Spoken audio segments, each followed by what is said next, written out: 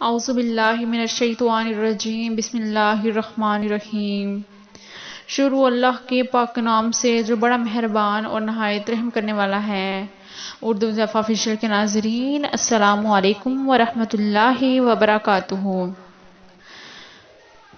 اردو ضیف آپ کو مختلف مسائل سے آگاہ کرتا ہے۔ آج کا ہمارا جو مسئلہ ہے وہ یہ ہے کہ سورج اور چاند گہن کی نماز کیسے ادا کریں۔ حضرت عبداللہ بن عباس رضی اللہ عنہ سے مروی ہے کہ حضور نبی کریم صلی اللہ علیہ وآلہ وسلم کے دور میں آفتاب میں گہن لگا تو آپ صلی اللہ علیہ وسلم نے نماز پڑھی جس میں سورہ بقرہ جتنا لمبا قیام کیا اور اسی طرح رکوع اور سجدہ لمبا کیا۔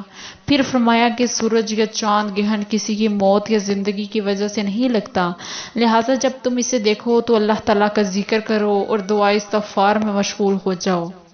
لوگوں نے عرض کی کہ یا رسول اللہ، ہم نے آپ کو دیکھا کہ کسی چیز کے لینے کے لیے آپ آگے بڑھے اور پیچھے ہٹ گئے۔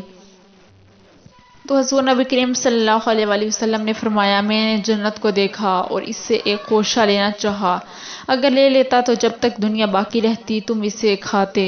پھر دوزخ کو دیکھا، آج کی طرح خوفناک منظر کبھی نہ دیکھا، اور میں نے دیکھا کہ دوزخ میں عورتوں کی کثرت ہے۔ عرض کی کیوں یا رسول اللہ؟ فرمایا کفر کرتی ہیں، فرمایا شوہر کی نافرمانی کرتی ہیں اور احسان کفران کرتی ہیں۔ اگر تم ان کے ساتھ عمر بھر احسان کرو، پھر کوئی بات بھی مزاج کے خلاف دیکھے تو کہے گی کہ میں نے تم سے کوئی بلائی نہیں دیکھی۔ حضرت موسیٰ الاشعری فرماتے ہیں، سے روایت ہے کہ حضور نبی کریم صلی اللہ علیہ وسلم کے زمانے میں سورج کو گہن لگا تو آپ صلی اللہ علیہ وسلم نے مسجد میں جا کر نماز تشریف لے گئے اور بہت طویل قیام سجود کے ساتھ نماز پڑھ کے اور فرمایا کہ اللہ عز و جل کسی کی موت و حیات کے سبب اپنی یہ نشانیاں ظاہر نہیں فرماتا لیکن اپنے بندے کو ڈراتا ہے، لہٰذا جب تم گہن دیکھو تو دعا و استغفار میں اسی کے لیے گھبرا کر اٹھو۔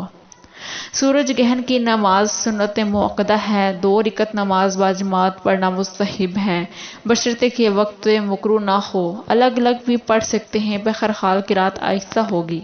چاند گہن کی نماز میں جماعت نہیں ہوگی اور نماز کو اس قدر طول دینا مستحب ہے کہ گہن کھل جائے۔ اگر گہن کھلنے سے پہلے نماز ختم کر لی تو دعا و استغفار اور تسبیح میں مشغول رہیں، یعنی یہاں تک کہ گہن کھل جائے، گہن کے دوران صدقہ کرنا مستحب ہے۔